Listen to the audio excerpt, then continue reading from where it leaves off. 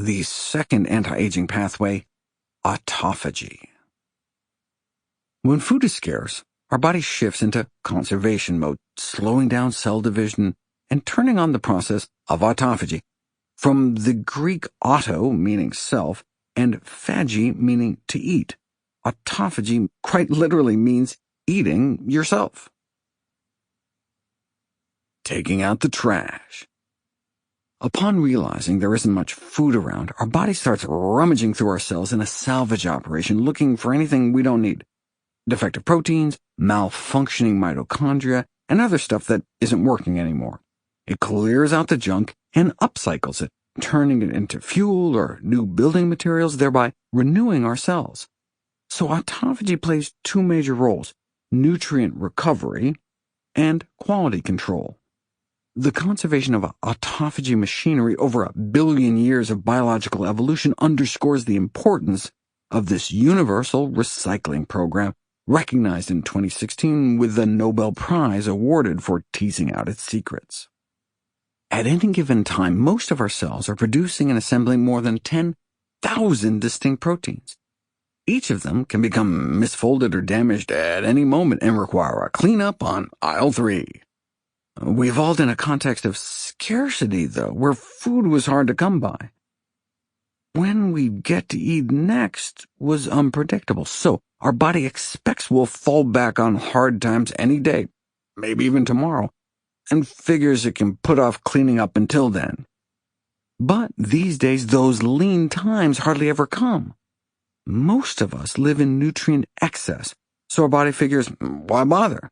We can just toss the defective protein or broken down mitochondrion in the corner and make another one. So our cells end up continually hoarding junk. The buildup of cellular detritus isn't merely wasteful, but harmful too. Out with the old and in with the new doesn't just restock the pantry, it also clears away decay. Our ancient ancestors often ate only once a day, or went for several days without any food, so our autophagy switches were constantly getting tripped. Today, in our 3-meals-a-day world, our cells no longer need to look under the couch cushions for sustenance, and the trash heaps just pile higher. In the modern context of not only having relatively easy access to sufficient nutrients, but to food in excess, our baseline rate of autophagy is low and slips down even lower as we get older. A decline in autophagy capacity with age has been described in nearly all animals analyzed. This can lead to more accumulation of cellular debris, which can then further impair our aging cells. This may be why inadequate autophagy is not just a consequence of aging, but is considered to be one of its causes. Autophagy is critical for most lifespan-enhancing interventions, whether through diet, drugs, or genetic manipulations. If autophagy pathways are blocked, so too are many pro-longevity effects. What's more, autophagy appears to be not only necessary for life extension, but also in some cases sufficient. Boosting autophagy alone can lengthen lifespan in mice by an average of 17%, as well as improve health span. No wonder autophagy is at the forefront of so much longevity research. Fast or go fast. The most commonly cited inducer of autophagy is dietary restriction, which gives new meaning to the term fasting cleanse. But autophagy doesn't really maximally ramp up until 24 to 48 hours of fasting, which is too long to go unsupervised. I'll talk about don't try this at home later. However, moderate dietary restriction over the long term may also work based on muscle biopsies taken from volunteers of the Calorie Restriction Society. See details in c.nf/fast. Dietary restriction has been called the safest way to stimulate autophagy, but that distinction probably belongs to exercise, though it may take 60 minutes or more of moderate to vigorous aerobic exercise, 55 to 70% VO2 max. Again, more details in the video. High-intensity interval training didn't seem to make a difference, and to date, data is insufficient to characterize the autophagy response to resistance exercise. Foods that may impair autophagy. As I discussed in the last chapter, we know that the enzyme AMPK activates autophagy, so anything that suppresses AMPK activation, like saturated fat intake, may also suppress autophagy. Inversely, the enzyme mTOR, which I'll deal with in a later chapter, deactivates autophagy, so anything that activates mTOR, like animal protein, may also suppress the autophagy process. When study subjects completely fasted for 36 hours and were then given a whey protein drink, their autophagy levels were suppressed significantly more than if they were given even more calories of straight carbohydrate. Some carbohydrate-rich foods, though notably French fries and potato chips, may inhibit autophagy through another mechanism, acrylamide. Watch c.nf/acrylamide for details, but basically, acrylamide is a chemical formed when carbohydrates are exposed to particularly high temperatures that can inhibit autophagy, at least in cells in a petri dish. This may explain why high acrylamide exposure is associated with increased mortality. A diminished lifespan among frequent eaters of fast food and salty snacks isn't exactly a revelation, but an experiment I profile in the video comparing the effects of potato chips to boiled potatoes mixed with the same fat and salt does seem to implicate the chemical, though acrylamide isn't the only potentially harmful byproduct of deep frying. As one of the earliest geriatric medicine textbooks presciently concluded in 1849, frying is an abomination. Foods that may boost autophagy.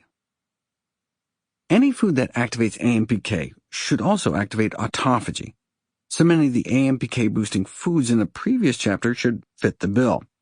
However, autophagy can also be activated directly in pathways independent of AMPK. The most reliable way to kick autophagy into high gear may be to eat less food altogether, but there is a downside to dietary restriction. Starving yourself, as was understated in a major review, generates discomfort. There is, however, something we can consume that induces autophagy that many find comforting: coffee. Coffee. We've long known that alcohol consumption is associated with liver inflammation, but a group of Norwegian researchers made an unexpected finding back in 1986. Coffee consumption is associated with less liver inflammation. Subsequent studies conducted around the world replicated their results. In the United States, for example, researchers looked at people at high risk for liver disease, those who were overweight or drank alcohol in excess, for instance, and found that those who drank more than 2 cups of coffee a day appeared to have less than half the risk of developing chronic liver problems as those who drank less than 1 cup. The fact that regular coffee consumption seems protective against the development of fatty liver disease gave researchers an idea. Since autophagy plays such an important role in clearing fat out of the liver, they tested whether caffeine may have cell-cleansing properties. Indeed, it was found to be a potent autophagy stimulant. So does coffee or caffeine extend the lifespan of model organisms like yeast and worms? Yes and yes. Mice too. In mice, coffee rapidly triggered autophagy within hours at a human equivalent dose.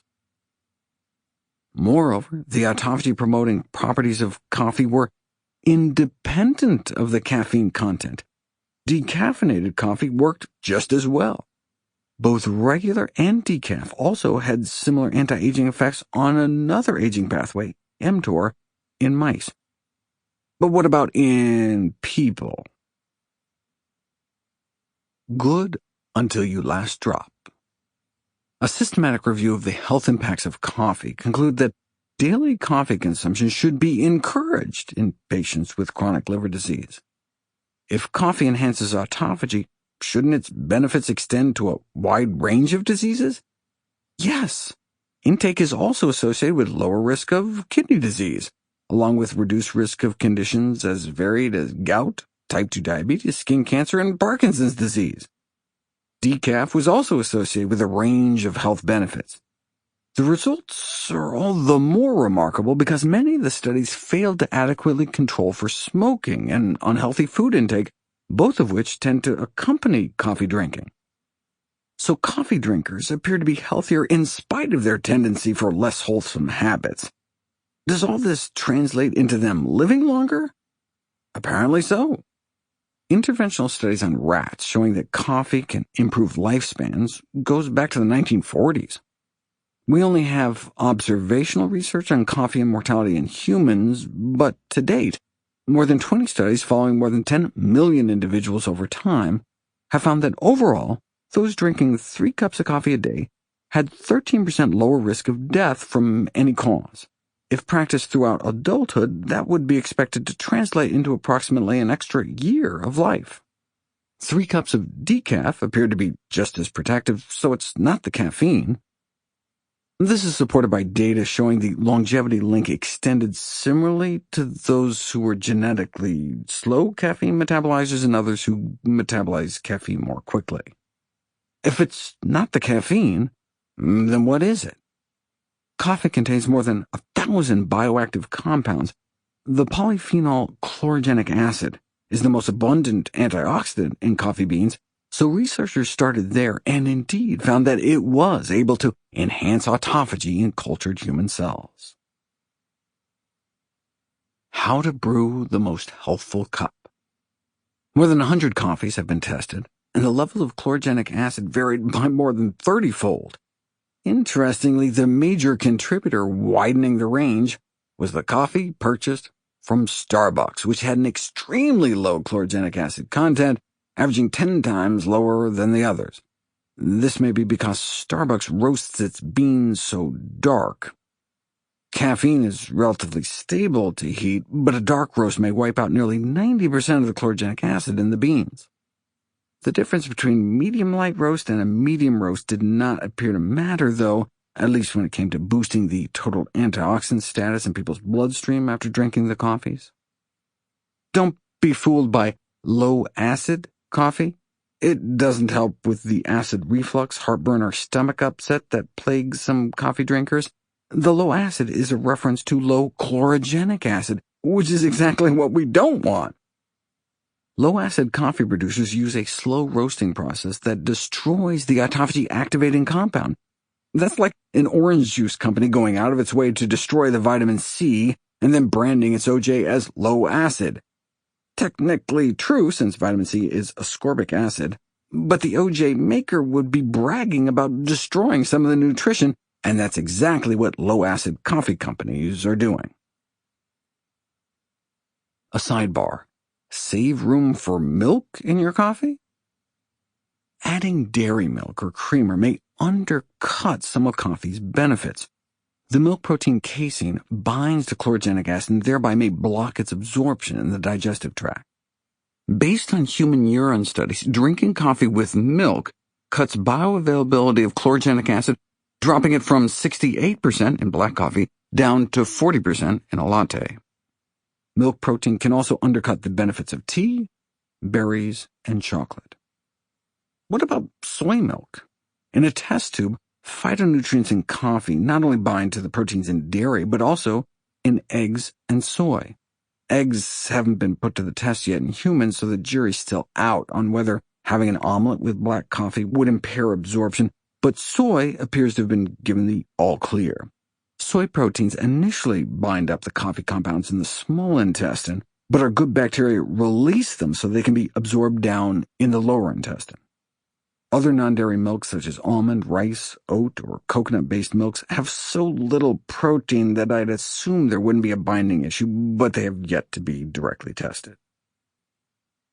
The freeze-drying and spray-drying processes used to make instant coffee don't seem to significantly affect levels of chlorogenic acids, but the preparation method used to make fresh coffee does. Brewed coffee has higher chlorogenic acid content than espresso, presumably due to the longer contact time between water and coffee grounds, as well as the greater ultimate volume. The brewing method also affects the impact of coffee on our cholesterol. Watch c.nf/cafestol, CAFESTOL, to see why paper-filtered is preferable.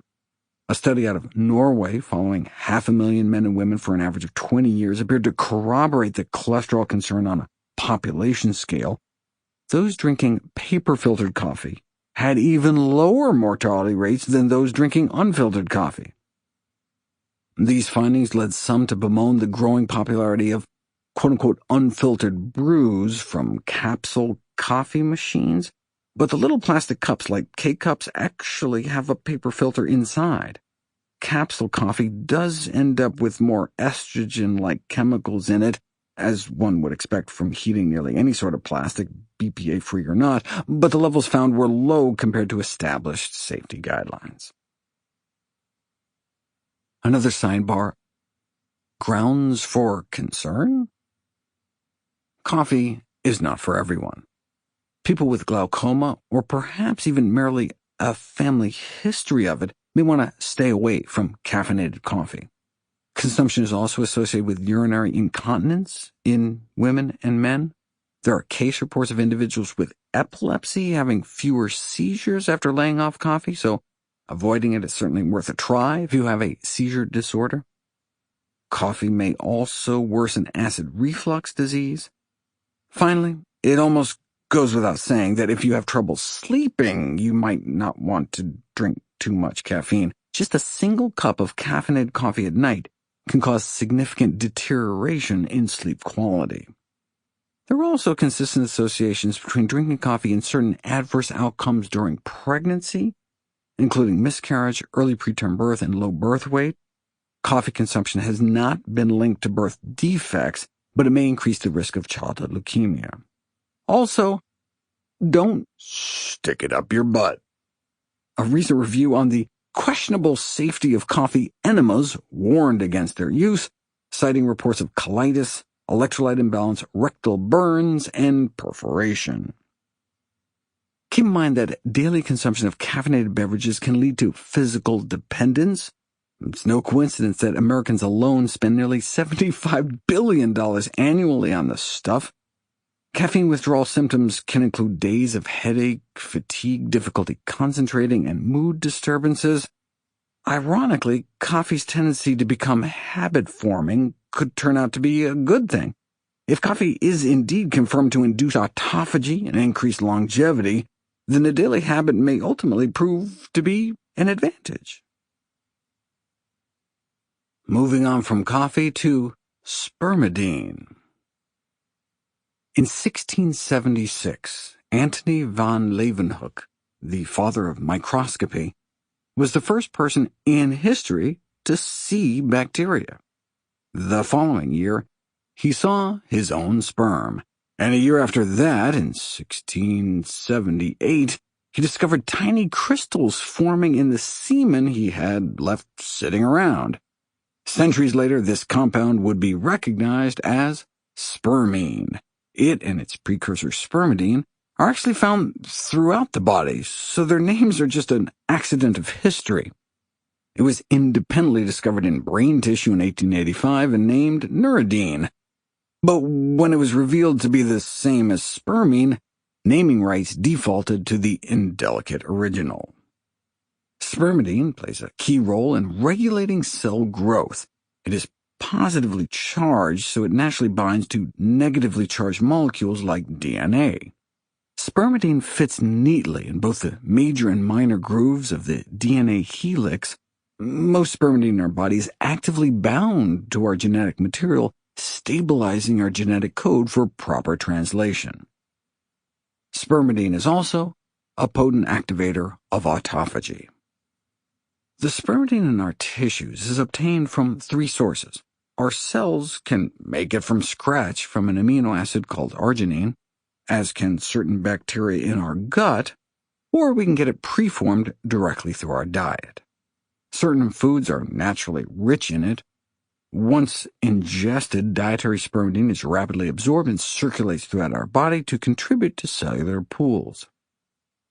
Feed extra spermidine to mice, and they live up to 25% longer and have more healthful lives. Similar lifespan and health span benefits were also found across other tested species, as detailed in the landmark paper induction of autophagy by spermidine promotes longevity. The problem is that spermidine levels decline with age. Ours tend to drop by more than half by the time we reach our 50s. This decline is seen across the biological spectrum, but there is a remarkable exception. The naked mole rat, sometimes referred to by its cuddly nickname sand puppy, lives an astonishing 10 to 20 times longer than other rodents of a similar size without showing any signs of visible aging. They can live for decades without exhibiting typical indications of deterioration such as loss of fertility or muscle mass. The naked mole rat is considered a non-aging mammal. This amazing feat may have to do with the maintenance of consistently high levels of spermidine throughout their lifetime, because the same has been found in human centenarians. Researchers in Italy found that by the time most people reached their 60s or 70s, their spermidine levels had already fallen to about a third of what they measured in middle age. But those living into their 90s and beyond were somehow able to maintain their youthful spermidine levels, presumably by just making more of it internally. However, we could also replenish declining levels externally with a spermidine-rich diet. The researchers suggested foods like soybeans and mushrooms, but as we'll learn, wheat germ is an even more concentrated natural source. What's particularly encouraging about the rodent studies is that the extra dietary spermidine extended lifespans even when started late in life in older mice, the human equivalent of changing your diet when you're already in your 50s. Significant anti-aging effects were also found throughout vital organs, in the heart, kidneys, and liver, and in boosted autophagy in the brain. Wheat germ versus dementia. In c.nf/wheat germ dementia, I review all the trials of spermidine for cognition, including a remarkable study in which those with mild dementia randomized to eat rolls made with added wheat germ versus wheat bran experienced cognitive improvements, quote, way beyond all available anti-dementia treatments so far, unquote. Letting your hair down. Our hair follicles, as one of the most highly active tissues in all of mammalian biology, are like little spermidine-generating machines.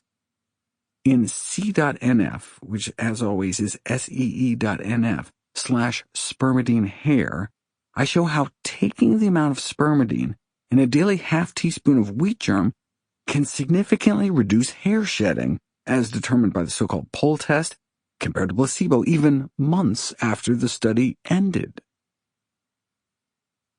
Out of antibody experience.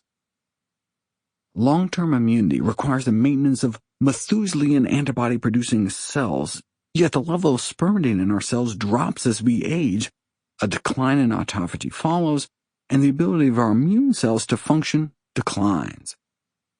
As I show in c.nf/immune heart, a restoration of youthful spermidine levels can improve antibody production in immune cells taken from older adults, suggesting that spermidine may help reverse immune aging. For the faint of heart. In c.nf/immune heart, I also review the evidence that led to the medical journal editorial, Spermidine to the Rescue for an Aging Heart. The reason people who eat more spermidine tend to have less cardiovascular disease may be that spermidine can restore autophagy in the cells lining our blood vessels that are responsible for healthy artery function. Spermidine as an anti-aging vitamin.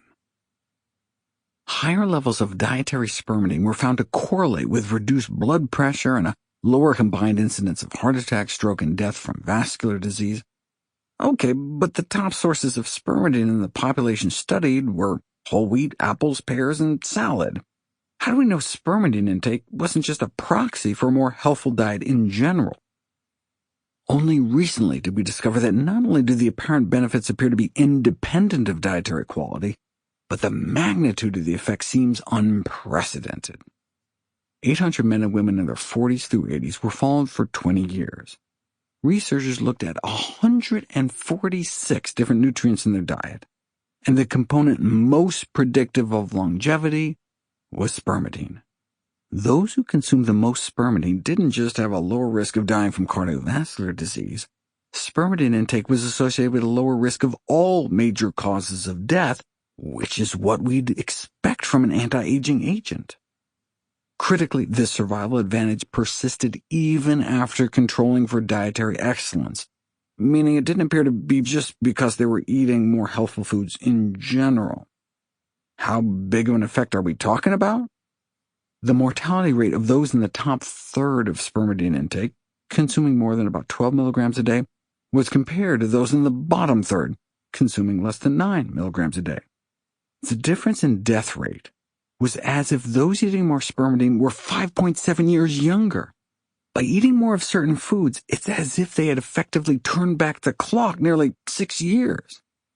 The finding was so extraordinary that, before publication, the researchers sought to replicate the results in an entirely separate cohort of individuals and, indeed, arrived at the same conclusion. This led some to propose that, as we age, spermidine approaches the status of a vitamin. When we're younger, we seem to be able to make enough ourselves, but as we get older, we need to start ensuring that we're getting enough through our diet to maintain autophagy into old age. If spermidine is going to be considered an anti-aging vitamin, where is that vitamin found? Sources of spermidine. In developed countries, the average intake of spermidine is approximately 10 milligrams a day. Some countries in Asia and Europe, especially around the Mediterranean, achieve a per capita daily intake closer to 13 milligrams or higher, while the United States is down at 8 milligrams, which may not be surprising since vegetables are the main source. Swedish researchers calculated that a healthy diet would include 25 milligrams of spermidine for women and 30 milligrams for men. If those of us in the United States need to bump up our average daily intake from 8 milligrams, where are we going to find another 20 milligrams? Rich spermidine sources fall into 3 main categories: unprocessed plant-derived foods, including mushrooms, though they're technically fungi; certain fermented foods, some bacteria can make it too, if you recall; and certain animal viscera, internal organs. What are the best sources? There are a number of different ways that you can rank nutrients in food. You could order them by spermidine per calorie to see which has the best bang for your caloric buck, or you could sort by spermidine per dollar to see which has the best bang for your actual buck. In the medical literature, the most common ranking is by weight, so you can see which foods are most concentrated with spermidine ounce for ounce. However, this can be misleading for practical purposes. By this measure, dill, for example, has been singled out for its high spermidine content, ranking as high as chickpeas on a pound-per-pound basis, but one serving of chickpeas, about a third of a can, weighs as much as 100 servings of dill, 500 sprigs.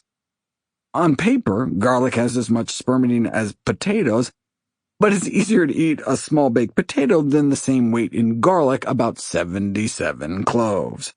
So it's probably more useful to list top spermidine sources by serving. In the attached PDF, you'll find an exhaustive list of virtually every food I could find that consistently, on average, reaches 2 milligrams of spermidine per serving. Just to run through the list really quick, starting with tempeh, the most concentrated source per serving at 9.7 milligrams, going all the way down to kidney beans at 2.0 milligrams per serving. Let me just read through the list. It goes tempeh for the gold, mushrooms for the silver, pig pancreas for the bronze, natto at number 4, then mango, edamame, green peas, cheddar, aged at least 1 year, lentil soup, soybeans, lettuce, polenta, corn, soy milk, mussels, broccoli, cow intestine, chickpeas, cauliflower, celeriac, yellow peas, wheat germ, French fries, oysters, lentils, adzuki beans, eel livers, salad, popcorn, and then kidney beans. Note that I didn't restrict the chart based on accessibility or palatability, since that differs individual by individual. nor necessarily on healthfulness. Just because French fries and certain aged cheeses are high in spermidine does not mean the road to longevity is paved with cheesy fries. Note also that the list is not necessarily representative of the leading contributory sources of spermidine on a population level. For example, green peas may be the #1 source of spermidine in the United States, even though they are down at number 7 on the list of most concentrated sources. Even though whole wheat bread has about 3 times more spermidine than white bread, people may net 14 times more spermidine from white bread overall given its popularity. Indeed, one study in Turkey even computed white bread as the leading food source. Going down the top spermidine sources list, you'll note that soy foods grab 4 of the top 10 spots. Tempeh, which wins the gold, typically comes in 8-ounce packages, and just one of those could completely fill the daily 20 milligram spermidine gap. Mushrooms take the silver. Interestingly, plain white mushrooms may have twice the spermidine content as fancier mushrooms like enoki or shiitake, and cooking mushrooms does not appear to affect levels. Up next, duking it out for most divisive source, are pig pancreas and natto, a fermented soy food strong in funk and stringy slime. Speaking of funk, durian fruit, described as having a sperm-like odor, is an even more concentrated source of spermidine than mango. It would have made the list had I been playing fair. For an explanation of my excision of durian fruit with extreme prejudice, you can read about my humorous only in retrospect run-in with durian in How Not to Die. Although apples and pears represent leading contributors to population-wide intake, they pale in comparison with mangoes, which average more than 10 times the spermidine concentration. I used a small mango in my calculation, but larger varieties like Tommy Atkins, Kite, Kent, or Hayden yield an average of 336 grams of peeled pitted fruit, which would top tempeh as the reigning champ. 2 large mangoes alone could fill that daily spermidine gap. Dairy milk has little to no spermidine to begin with, but the bacteria in certain types of ripened cheese make significant amounts. So while American cheese and mozzarella don't have any, blue cheese can have 1.1 milligrams of spermidine per ounce, and, as you heard, extra sharp cheddar ripened at least a year actually makes the list. Cheese in general only averages about 0.6 milligrams, though, and even some aged varieties such as Gouda, ripened for 6 months, are lacking. Yogurt doesn't have any either, which suggests only certain types of bacteria produce it. Sauerkraut, for instance, doesn't appear to have any more spermidine than fresh cabbage.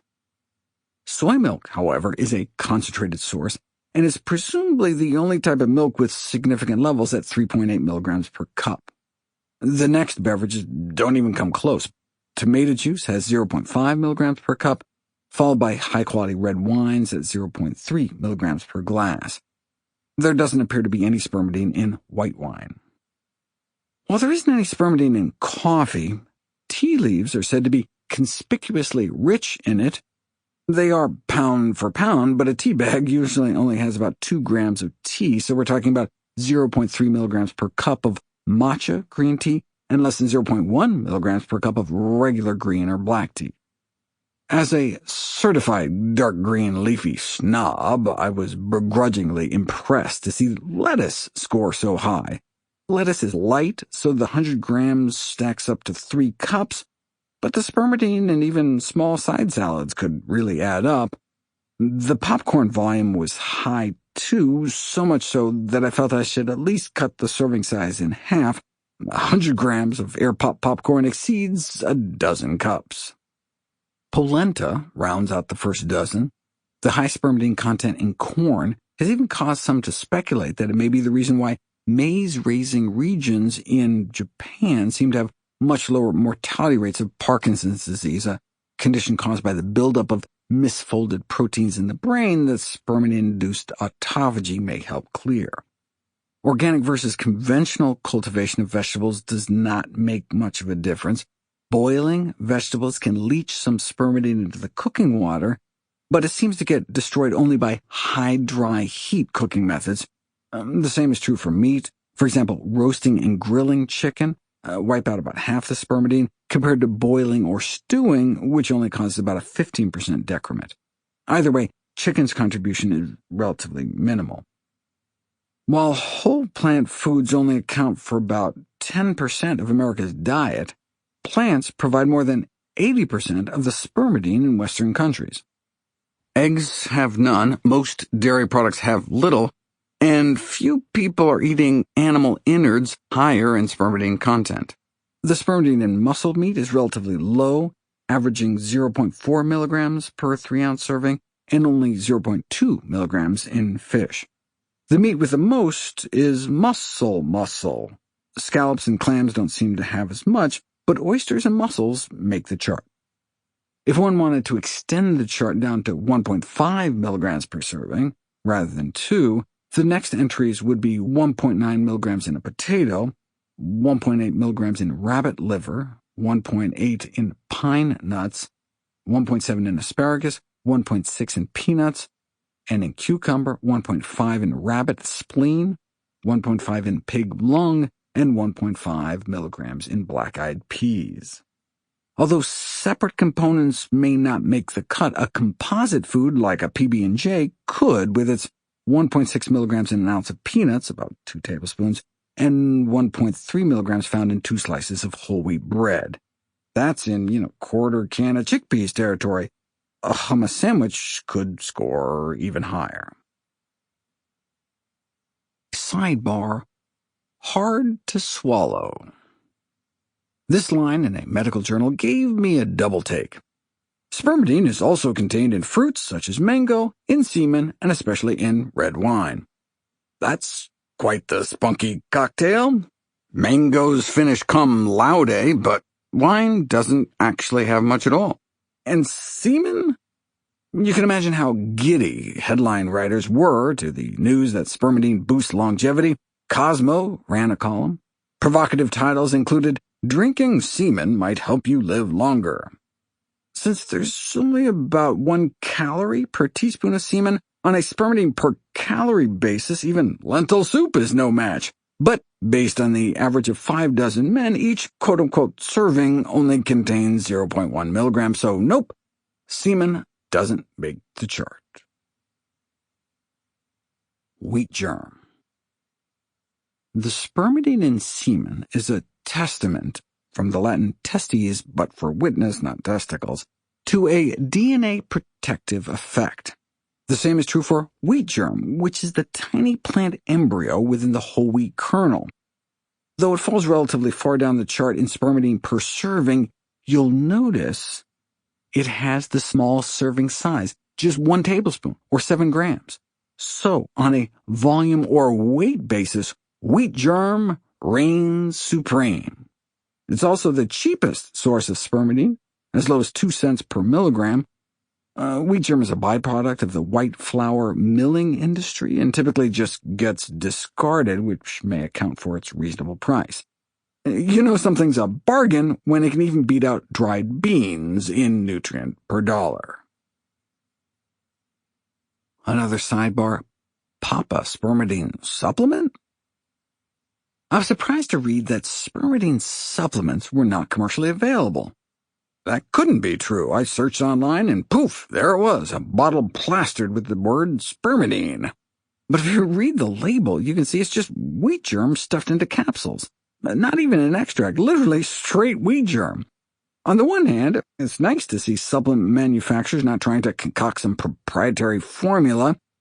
For example, to meet the turmeric quota in my daily dozen, see How Not to Die, I often just take the spice in capsule form since I don't always want to curry up my meals.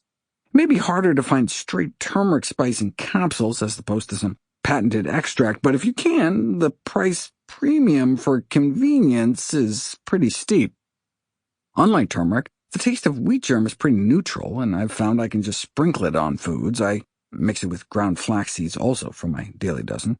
You can buy wheat germ in bulk for as low as $3 a pound. In capsule form, wheat germ comes out to be more like $200 per pound, which is at least $1 per teaspoon as opposed to just a penny or two. with a little help from our little friends. At sufficient doses, wheat germ can also help control cholesterol, triglycerides, diabetic blood sugars, and pain, fatigue, headache, and mood swings associated with painful periods. Details in c.nf/wheatgerm. It can also boost bifidobacteria in the gut. A common constituent of commercial probiotics, bifidobacteria are considered one of the proxies for a beneficial balance of good bugs in general, and may even have the knock-on effect of adding extra spermidine to the system. Our good gut flora produce spermidine that can then get absorbed into our bloodstream from our colon and circulate throughout the body. Eating tempeh or sprinkling wheat germ onto dishes can provide periodic bumps at meals, but even better if your microbiome were making it 24/7. In fact, our good gut bacteria probably churn out more spermidine than most of us eat. So, we may be getting less spermidine from the top down than the bottom up, though this may change as we age. Spermidine levels don't just decline in our bloodstream as we get older, but in our stool, too. Feces of 30-year-olds have more than twice the spermidine concentration of those of 80-year-olds, and this decline has been linked to changes in our microbiome. Give people a strain of probiotic bifidobacteria, and you can increase spermidine levels in their stool. The same strain given to mice had the same effect, enough to prolong their lives? Yes. A boost in spermidine-producing friendly flora was shown to improve the health span and lifespan of the mice, even protection from age-induced memory impairment. What about in people? A symbiotic combination of prebiotics and spermidine-producing bifidobacteria was able to increase spermidine levels in people's blood. This then translated in a randomized double-blind placebo-controlled trial to improve endothelial function, thought due to a boost in autophagy.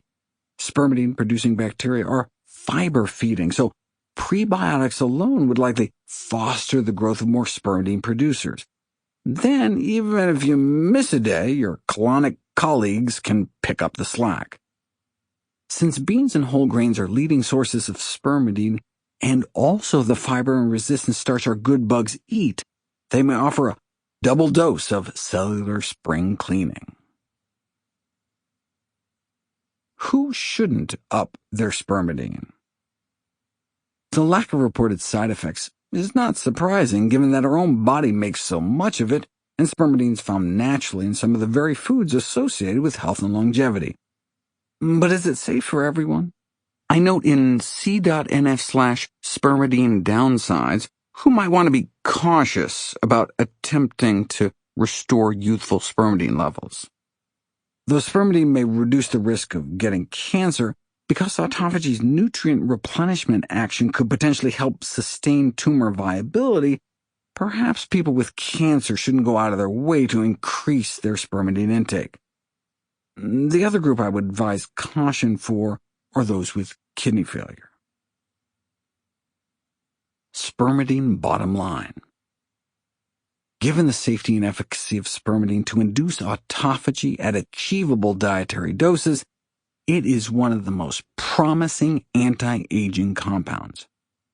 DrugAge is an extensive online database of more than 500 lifespan-extending compounds. Among the small subset with the fewest side effects, spermidine had the largest documented lifespan extension. A predominantly plant-based diet has therefore been recommended to help counteract the decline in spermidine as we age. Certain foods have more than others, though. While some have suggested the genetic engineering of high spermidine transgenic potatoes, there are already a plethora of naturally spermidine-rich foods. Wrapping up with food for thought for autophagy. Autophagy is considered the primary system for cleaning the body from the inside out. Some food components like acrylamide may suppress autophagy, whereas others like spermidine can boost the process. Chlorogenic acid in coffee can also help your cells take out the trash. What's more, autophagy can be boosted indirectly by amping AMPK or quelling mTOR.